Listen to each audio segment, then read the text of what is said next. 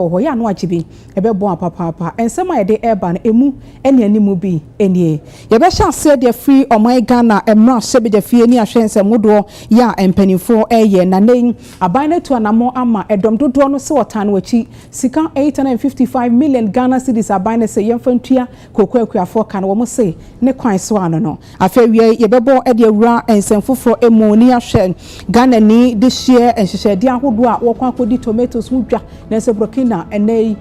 to trafo bi koto hye wom eso no ewie ye be hwe ni ado emu esukọ ekakra ye be gina ye kase boy eso no na ye hwe ensemodo a eno so ekoso ewo my Ghana ha sei ekuo bi a ye fra wom se Peasant Farmers Association of Ghana so kacha ban ne se tomatoes dua ewo my Ghana emu no na dama onfa ne ho hyemu bi na yenko emfa nko yenim yade ba ko a eyekodi awuo emfie bebrenie ya mpanifo abo eho dawuro no HIV AIDS no asesei panifo kasa ema ne homene so na dan ne da ema ene me market musemu akro no ene enya bi edi efi ho ensem no afoforo pibinum eka we ho ena wodawuboni nana ama anotifo awiei mede esomo ewo United Television eso afein ensem no enchemu enie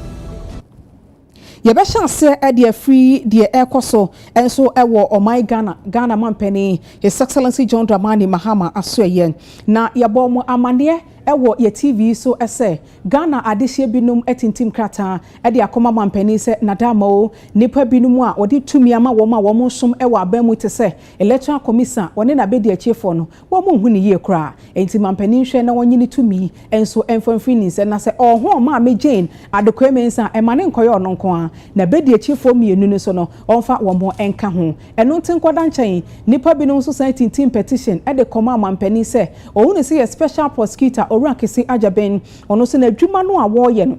omo ti ase a enyeye omo hunu so eni nti mampani onso onhwe na wonyine dibie enso enfamfiri ne nsem sansem no eba beto otwa no mampani gina article 146 ne so eba akire e de koye se chief justice say oha obia eni achi eno na akwasimintim abaton pesa so no asebejani wonmonya for lawyer Fifi Backman say ade na mampani aye no a chief justice enso namra kwan so esigina ye no eche se mampani okukodufo Kwana wonfado the EC YBB is office is the special prosecutor YBB nti wonyi ne fiwa kwana wofado a wodi yin okọ CJ no CJ odo tumo establish establishing a prima facie case no chede yere hwede injinado kakra bi wo hompo a order ye fredem yipan mo be yina na from aina what the command no don't forget the Chief Justice on any pakakraba. It's now on your bisa obi bo pool in the day, the mazi and a man the mazi. It's ordination or zaba. President no, let's order ya in there. Odzim brano. Say when who my establish any engineer do biara one thing tiawana. If I didn't know the president or tata one. The president is not vindictive. The president is not whimsical. On ye obia, ma no peno no pedoye. Or peda institution see and what to tell me His Excellency John Dramani Mahama. I'm a young day your leader, na your leader. I mean leader or peda institution so all the various facets of our life, as a nation, JD the president or share there over reset ampa. And don't forget that ma say a summoner petition now what the quen injinado or the original ma otu wodi yihone dine eke ye obi edim otede obi esede obi afaadze ehudo kitaninse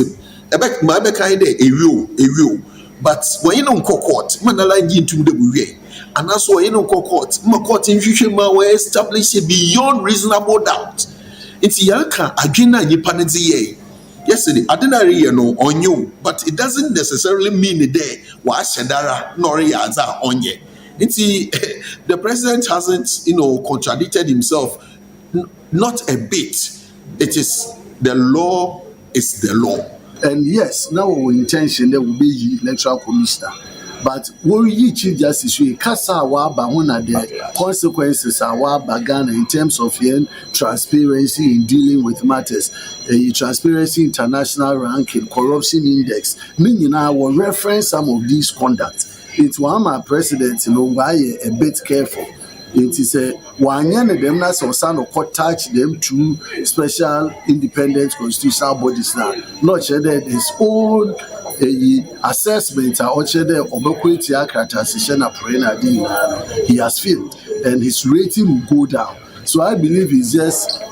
playing between two evils. Minja hon na min keep me name another meaning one na me say, and he chose the lesser devil. I don't think that his decision is based on really some sound judgment. And as I said, as a lawyer, what you share the evidence, now you take some decisions.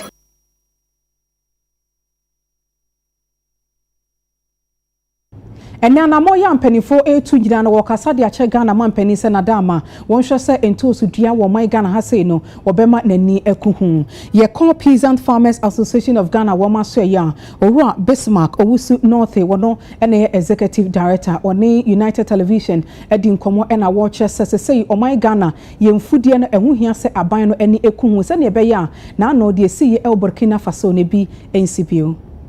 Is currently we share data now. The year carefully to be produced for the year, no, just about 400,000 metric tons for the whole year. But meanwhile, no, the whole year, no, the average consumption, no, be 800,000 metric tons. It even we share the average yield per hectare, which is 7.8 now. Say you to me a double now, number 14 and 15 metric tons per hectare. Then able to me are offset a year gap now currently one. I think say see a very comprehensive plan for all the specific crops. O share the BT say in those now. Say I can dedicate kind a insurance irrigation. You say I buy no what the new irrigation plan by friend irrigation for wealth. But unfortunately no since that announcement in the buy no ensure that end say a say me bring.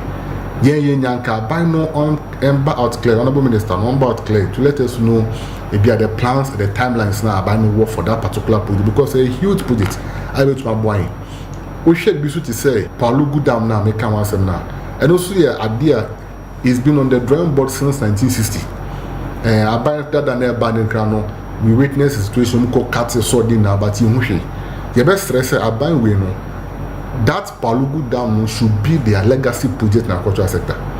Only to me, a channel almost constructed a dam no, a year talents area now. A big boy agricultural activity, papa, even including a year tomato value chain. That's an area the cost of production. Even though as at last year there were some marginal costs no, I'm say a few production costs no, I'm say a cost of kakra. Na idea have been kakra. Bona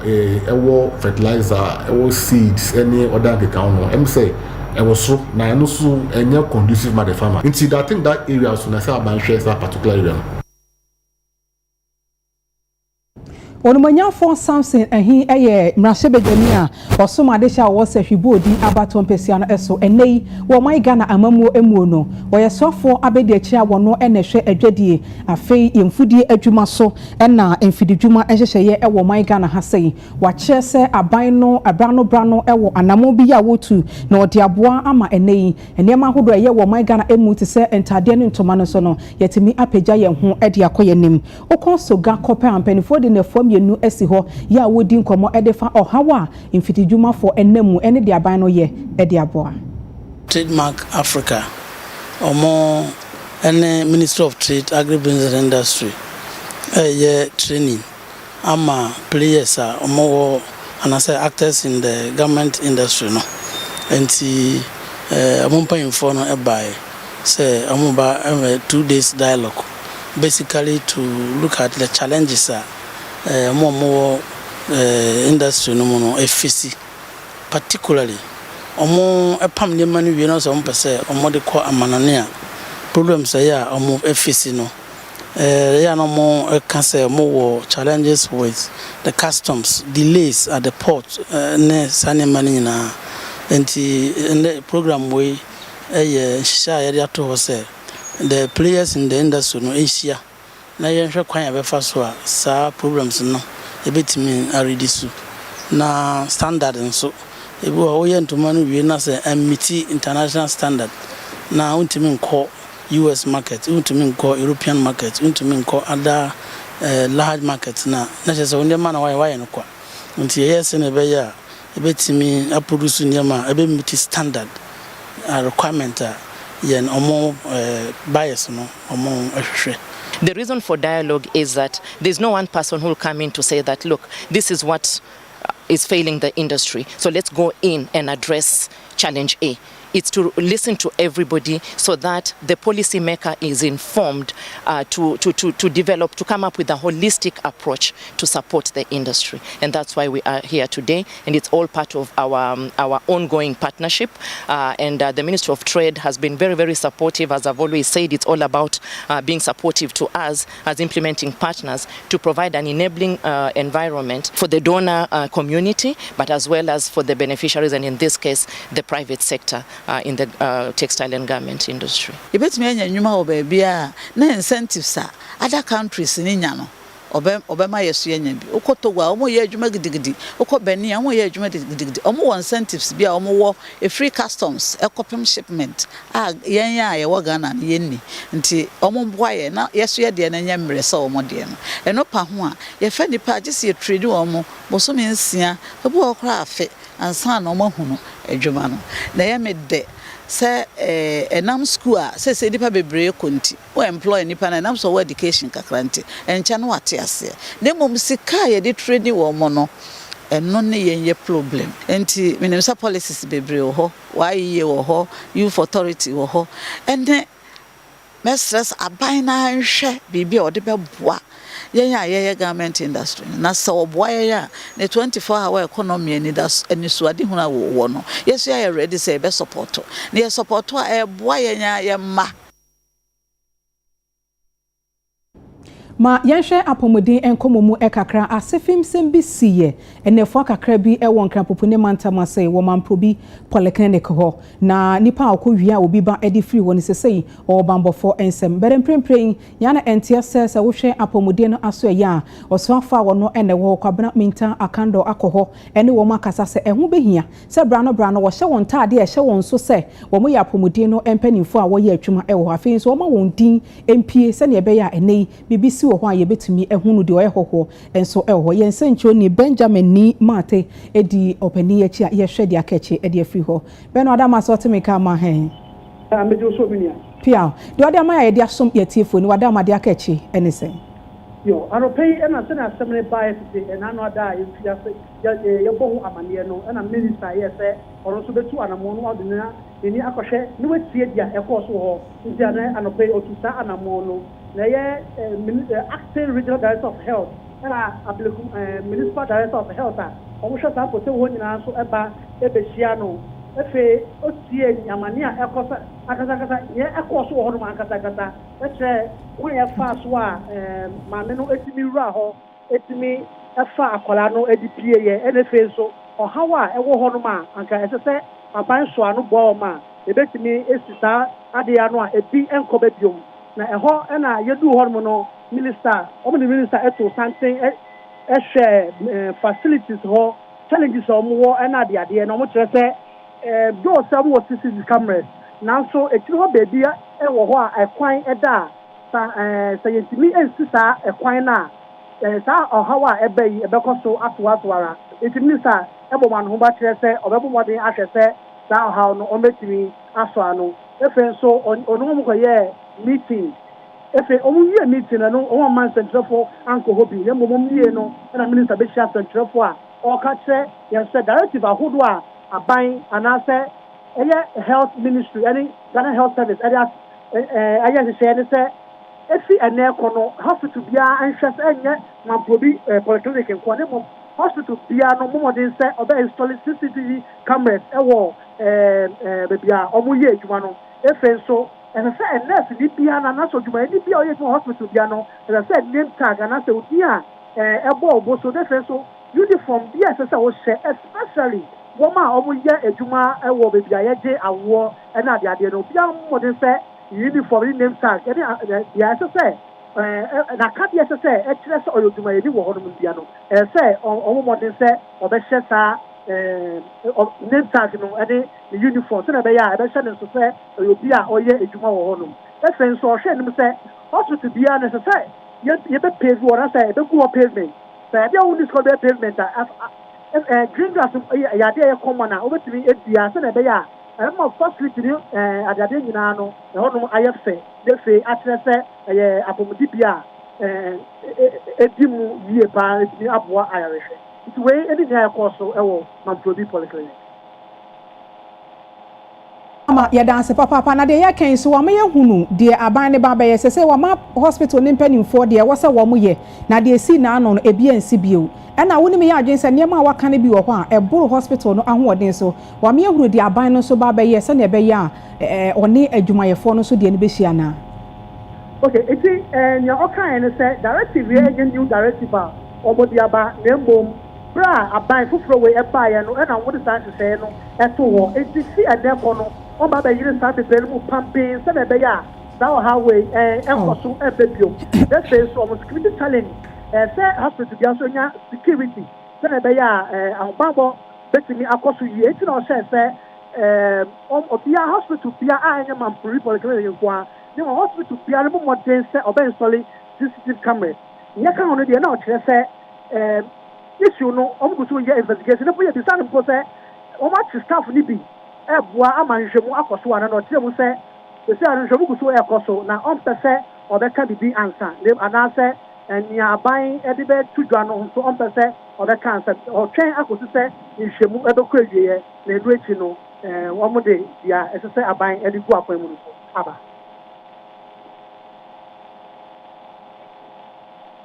ya esan ba osafo no anamontu a wotu ene dedue ho a o ma ye ne yetiefo ne ahwefo ya so ensi wo ho wei eye yamane boni Benjamin ni mate ene ete ne nka na ene suafo a wono ne hwe yapomudin aso ye no eso ewo oman Ghana ha sei oru akwabena menta akando na proba wakọ ewo Mamprobi Polyclinic ho no ena wode asomye ye firi ho ne yakọ oman Ghana emra sebeje fie edom dodo no eche se o time ampani echi ewo ginaye a wasisa sika 855 million Ghana cedis ye fontua koko akuafo no ka ewo oman Ghana ha sei wo mo se ye no kwasem ebre kakra ne koko akrachefo na kwaji koko akuafo koko ya onfezika enkoye aka ho bi ama koko akuafo no atwere wo mo se papa panti se nei aban no agina mu etu sa na mo no a wo mo etan no achi udru ma se beja fia chairman ewo finance committee enso so eyo no monyamfo Isaac Adongo ono ena ogina wonuanom anamu ene edi nkomo. The bottom line of all that has happened is that some amounts were owed to cocoa farmers. And the government took a decision to repay those monies so that the cocoa buying companies can settle those outstanding obligations. I'm happy to report to you that this morning the government has released 855 million for the purposes of paying those outstanding obligations. But permit me to say, ladies and gentlemen, that we have decided to introduce a number of reforms. But those reforms that we are introducing are reforms that are long overdue. The cocoa sector has been under enormous strain over the years, and we have pretended to be servicing cocoa farmers, when in fact what we have done is to destroy the vehicle that we are using to support the cocoa farmers. In February 2026, government initiated a comprehensive reset of Ghana cocoa sector to restore financial viability, rebuild confidence among cocoa farmers, and reposition cocoa as a disciplined commercial institution capable of sustaining national output and value addition. The need for reform arises from the cumulative impact of misalignment in pricing, excessive debt accumulation, operational inefficiencies, and structural weaknesses that intensified between 2017 and 2024 and culminated in severe financial strain for Cocoa Board. By January 2025, Cocoa Board indebtedness has reached approximately 32.9 billion Ghana cedis. Ladies and gentlemen,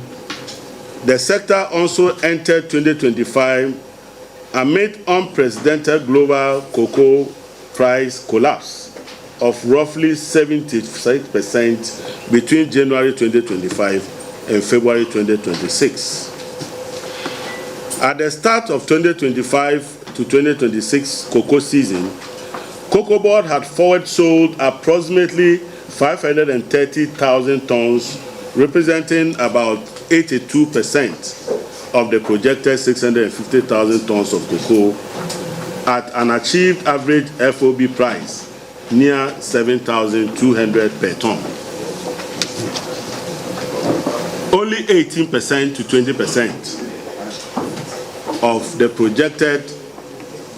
sales remained unexposed to the spot sales that we were trying to manage with the forward sales. Yeah, talk as a bonus. You won't come up here. My Ghana branch be the minimum see idea. My son so enko ye chika cranian share the see ye ewo man probi eye polyclinic hono. Ya man boni Philippa tanga wa humana so nya ne tie se oba no a otu sa na mo no ye mran enso so no nei court ese onkotwere aban kokum na watwembienu akire nsem etisen Philippa wada mama hen. Ye nia. Boy nchemu. Yo some religion eye doctor court. Ewo police headquarters, circuit court ewa na era ye friend Latifa Salifu ena enewa be people court again ona na watching ina ne yese wako wia obiba ewo mampodi polyclinic na eno be people court ni so before chief inspector okuku eneji okachire utimuafo keke obi ye bo ase ba omo ba ye no omo so omo be court ne be Oma charge a accused person and I nipa ediko edina bono provisionally. It is a major move tree when I say a bit me as a fair deny the abono. A bit me as a no memma court no end to two Iran. It is a bit done to a before and I say only for no down to Punano. And also court let's say court no fan no country a banku home. Send me a bear for ever cost why you or Mushimu. Because they muna or more yeno. Omunye ni lawyer ni ana lawyer ni a o chicha aji Iran edin Hamis Mohammed ono so sorry na okache court ne se oma botemu afo de ni se botemu afo ne hwe na Iran oma ni bill esan se Iran aye kana asem no onye obi a ye ma ni bill a obedwane efi emra asiri ba ya ye che no no mo bi a wo so de bo aposifo na aposifo hwehwe mu bi a omo ye no obo mama koto enti ye ma ni bill a enya ade a ebe ha adwen eno da nchen a owo nipa a omaye ka de se ombegine mu security aten so owo mamienu aba kwenya 10 years ena ba kwenya 7 years enya ade a obe pese obegya na ema no na wakọ beebi enti otimuafo no enhwe Ghana mra eka se tie de kwa edubo obi a koti se nipa no ye bedi na se mewie ne ebu ane se wedi fo no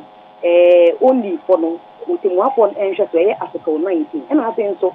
sebe ya atentine ni ene pepepe yo ebe ye edumenti no otimuafo ne nhwe esan se samwe woni bia ubedi no emra no ma ho kwan se ema ubedi na mom chief inspector kokwe ni eje esan original ho eka che otimuafo ne se there be urgent to say yema irandi bill esan se atem na aye court no ate no mebi eba ne sen na obi a yetu owo emmema mienu nkra mema mienu dada emma mienu ba kwa December ba kwa 7 years otumi sanko hospital esanko wi afala osan ye bema enti omuzidi se nyoma bebre chi enti wo so omuje omuhwehwe mu yie ansa na bibi ni a court ni betumi ama irani bill otemu apolisi ewie ye no se wati no mu nyina aka no na tesi ano bibi edino no otemu afo ne so oti atem ni nyina ni gina ya woti se yemfa irani nko yensanfa ne mbra on the 4th of March nti na se onko aposifo emfa ne nko no mo fa no nko twi obutufu na onsamra na watwi bilu entem enti yantoto na no na chief inspector kokwe ni eje esan se court le se obesre da omo besan aba no ogidi se samre no na omo hwehwe mu bia omo ye no omo aka ni na abomu na afi yatoto erana Philippa, ya dance papa mu ene o manebo ya gidi se ebre ko na nimo no bibia dane a wo ma ye ne ahwefo ne atiefo yaso ensi wasansem no eho adeshima ma ye nto ansem no so en na ye ko Brem Sound mensin emu ewo apoye mantem eho na akuafo a wo ewo achim suaduro ne titiu ene wo ma eye nkokọ wo mo boje so se ya eda Ghana bia sese wo tu anamo papa edefa nkokọ nketenkete dwumadie no a wo de aba besom wo mo no wo se no kwasem ebinum wo ho a wo mo dwumadie na wo mu di no na nkokọ ma no mu ahenhan kakra na so ne amampani ahyemu ma e ma wo mu bi di aka ho no wo gidie se ebepeja portrait dwuma no ewo Ghana ha Kiafo binuma omoyen emmoa a omo achem suaduro a eye Brem South District ede asida puduo ama mampani ne na pamfo se omadwene omo ho na ode enkokon ketenkete program aba beso won masem UTV kasebo ene kiafo edi nkomo no omde tudwa se enkokon ketenkete no eye ade ba kwa ebeboa wonum ewo mudwumadie mu na afe enkokon anka ye krafri amanhodo so ede ba o man Ghana mu no yanka se betimi aye enkokon konko se sika enkokra bi emfri amahodo so emma se ena kuafo binum eka wonum ensem be ma adwuma kra abama no bu ne omamonye adwuma ye no enya bia ye je to so no ebetumi aboa ma sa importation of frozen we no so betumi ati ama poultry farm no so that etumi apeja because ayana ye problem so we ready broiler kra wonya tofo tina be issue but we no ba system no na sani aban no epese oye no se nyina yetumi boa na aban ni so age ho no ewie pe ya megidi se ebe na akuafo e oman no so ni bejipa a project a ebeboa pa but initiative na o dey about it to manage with you eye a ebeboa oman no ama sebe maburu no bi anya adwuma ye ama ebema industry no so apega dan se ebe kra bibia free outside ede aban senior government na si ayen wo abesom yie no obenya adwuma now they are born family won a obenye bi no nyame kan se obemia wani ni wa hwe won na wo hwe a nso benya mu mfaso ni eye Poultry Farmers Association a ewo eye Brem South District ha sei ye da omase se eba no nso no omo ni agric department no energy assembly no edi nsawoso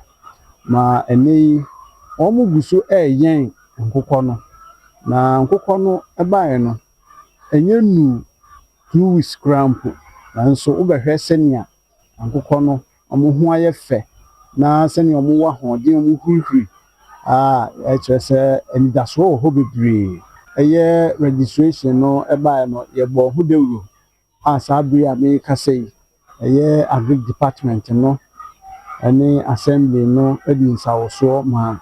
ya ye registration ni nyina ewie enei omo eka ho no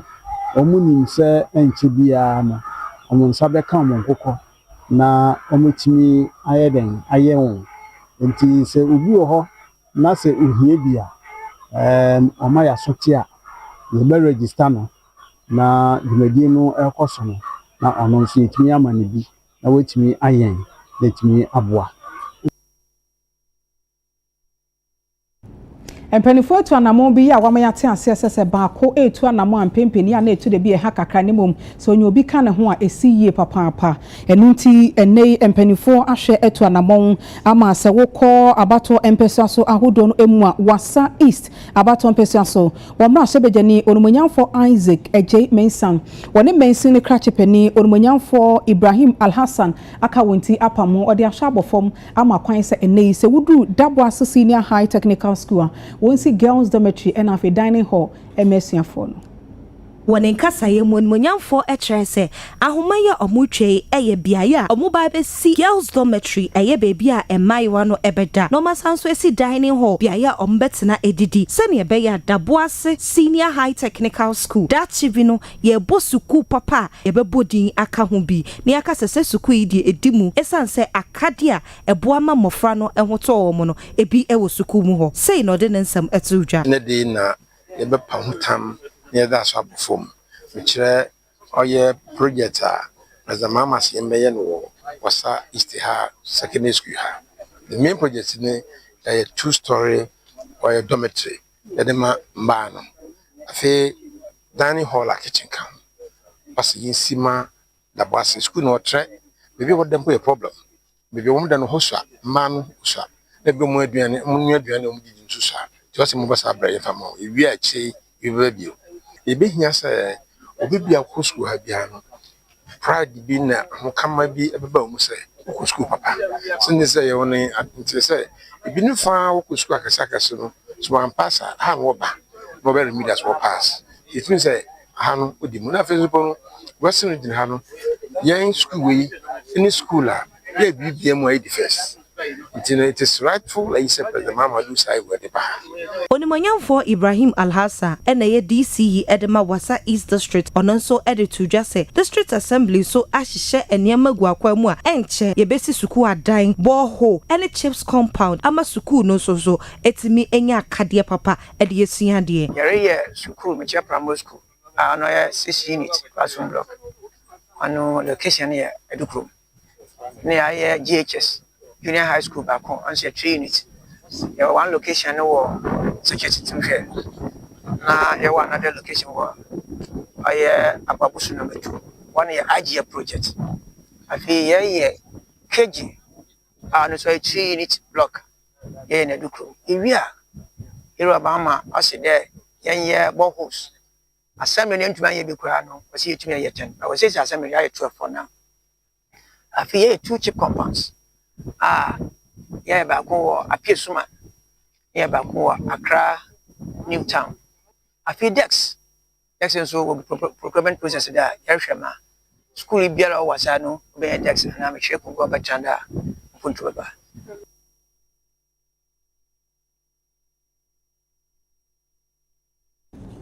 Yegina enkran kroto yi emu amensi no ena anofo onumonyamfo Michael Papo Alote edi atudwa se nano wokan adwadifo ni bi edi wonfiri ye kwan no se bia ya wo mudi dwa no entwa yi eniti mprempren assembly no aye nhyehyeye a wo besi bia ye bi eno ye abefo kwan so dwadi bia kama edi ama adwadifo no a anadwode suo mu o anopo awie nsuo to awie bo wo bedi dwa ho ama no aye yie se ne be ya adwadifo makoma be sa henum edi kwa hensia no enso benya ba bi edi dwa se yebetumi atichi akwa mana ya eri nipa nebe na children no ngoku ni omo na ebu omanu first of all yes like a market no I really have a fan of bebre I'm for a fan power 500 to 600 people and go for some met me at they were bujano we share it now ni abe bi aitan na now 1000. It is like a marketing say we could 24-hour marketing so you could sway I'm sure say by next week and next Tuesday you will cut it so you will start to say one couple of markets are bet me a man for them walk on ye will be more money chance of payment no be call markets no it's very high so very soon you won't say to acquire so be starting IPP they can find it to my platform.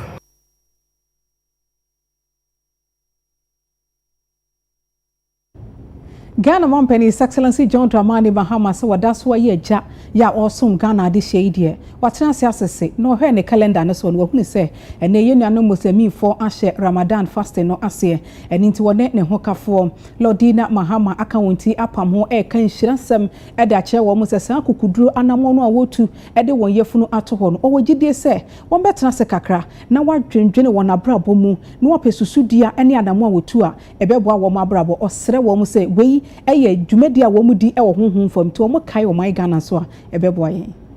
Hello and assalamu alaikum wa rahmatullahi ta'ala wa barakatuh. As we stand at the threshold of this blessed month of Ramadan, Lordina and I extend our warmest greetings to you and your families. Ramadan is truly a special time, a month of reflection, renewal, and coming together as one community. As you begin your fast, may your hearts be purified and your imani strengthened and accepted. May Allah the Most Merciful grant you good health and peace of mind and abundant mercies throughout these 30 days of fasting. May your prayers be answered your good deeds be accepted. And may this Ramadan month bring you closer to our Creator and to one another. As you break your fast each evening with family and friends, remember that the true beauty of Ramadan lies not just in abstaining from food, but in the discipline, compassion, and generosity we show to all, especially to those who are less fortunate than us. Let's use this holy month to strengthen the bonds of unity, love, and peace in our communities and across our beloved nation, Ghana. From my family, we wish you a spiritually fulfilled and blessed Ramadan. Ramadan Mubarak. May Allah accept your worship. I thank you. Yɛda so agyina afasha ne emu enhyehyɛ enkomo die yɛkɔ efutu asase so sɛ woduru efutu traditional area nananom ɛna ano ni ɛyɛ ni neyi gate a wɔno ɛna ɛtɔso enson ɛne wɔde atodwa sɛ empanifo ayɛ nhyehyɛ ɛwɔ asundwe enkabom ɛkwan so a enkyɛ kora wɔde aboache festival no ɛba abɛhyehyɛ so afidie no ɔne aboache festival planning committee no ahwɛ adan wadi apɛ ho ntoma ɛde akyɛ adehye ɛwɔ asase ne so sɛ ne ɛbɛyɛ wonso ebetumi akeka won ho no aboa won ho eyie eprobosome de to so aduonu enum ede kopim me bosome de to so miensa na aboache festival no ebekoso yeba ntase ba owode obia somi bi na yedi afe no se ye ni ye a adumia bi na oba fiefie kapede ahoho baba ahoho woba obedidi wobono wobada nini na no ndimie bi a obama ehna yeti kroma nti masrede obi ansiesie ni fie dwumedi bi aso a obedi no yamfa ya wonhyem na yanhwe ma bibiara onkoyi mfama oman simpa. With the Security Council on Chakra, we are going to put certain things in place. We will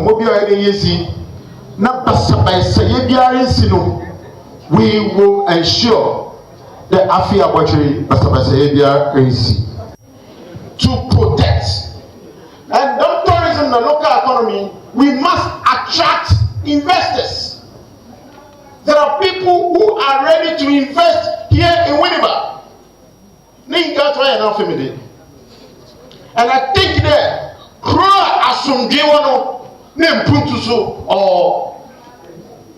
and so this is a chance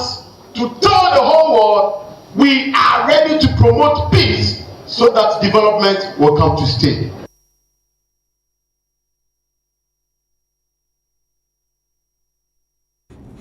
Yasere no pay yesi obia esi nani wakopem se wonwinu ebejo yede kase no ekọ ensenfoforo emoni ahwe adehia wo mo enewo mamponten udu asante mantem ekọ abri epoye abato mpese no eso wo mo chese biaya na wo mo didwa no empanifo betu wo mo yayaya emfihia bese dunan ye etwam nie yetu wo mo nso a edwadi bia no empanifo anye eninti ene wo sere aban ne se onim se brano mampani atena yem UT video hebi enti enkasa ncha aban ne se ontwe nani emehwe wo mo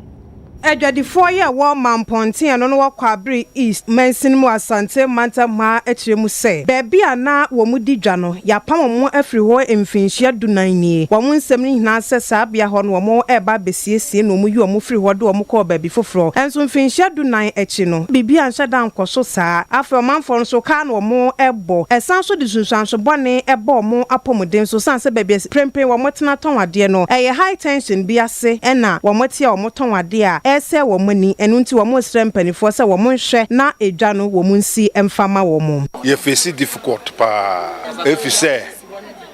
high tension na esi ho no no higher pa yare difference ye face enkankan ye ni net good 13 years ni ye de ba ha no high tension no ate imprensa no bia no cause problem enti yesra o mampanyini one training in shame na on one who body ne and ye and free her. And fear do me and send ye 13 years. Anana chewa kente. Say, or baby, and woman, ya mamma say, no bear day or best have a fire near the aqua. papa mfie du miensa ni high tension ase atemiensa awa high tension ya te ase ba ko ti anwumra ba ko soso ti awia be donko mo na nsuo na ya malat of se na lat of ni ama ne dia ka sa da ne tegu ye so aka be de ke nyina ye ka be hye enti yensam nyina ne se mahama ene le be de akira no omo ma me ye ma ye ne a edwa no omo ye nkom se yentimi tan ye biem mamponti dwom hawa ye kom ne se edwa we na ye ba mu no efie miensa pepepe ne nipa ho start ye basabasa ni enti ase bebre na atwa bla wo se adwa we ya timu nu enya nipa kuma se gira me gira wo se sie me to amente de me honam nyina ayira so anti so man pani so we de adisade na ye de to nanum o meboa ye no onye free sawa ha mu so anti me nyie free sawa ha mu dia on de o me amra ye kwa akobọ so ni akwa akotrem eno akire no kontin hene ye owo mamponten nana owuso ansa otoso mienu wono nso ne UTV nsamtwafo twehwe nkoma a wode nsam se etudwa emai no mo dwa da no a ho na mo tie na ba se aban be ye dwa ama wo ni dwa na be ye no ye more than one nti na o se ye pe be ma wo me ye ba bi ana asambo no ekodwa ba bia high tension no asede ma wo nti eviti ase ka se ho no enye high tension ase no enye ma wo no so enya de e be che be bosome me ansia kọ nwotwe wo mo be wi emo na ye to aba ni wi ye no a ana o mu jai adwuma no eto ho wo ma me ye biu enti esre aban se wo hu ye mobo na edwa no o ma ye ma yen ne yamanfo nso enya ahomeka na anyema ekoso no enya ema yen se na anu de si ye nyamia daroma senka enya anadwo a se senka nipa ni nyina ebehye wanu se high tension wa ye anu odin ebekum nipa bebre nti esre aban se na daroma o ma hwe ye na mamponti kuro ye se etie nie obi ba hwa edwa o mutimu edi dwa nyamia nu na anya ahomeka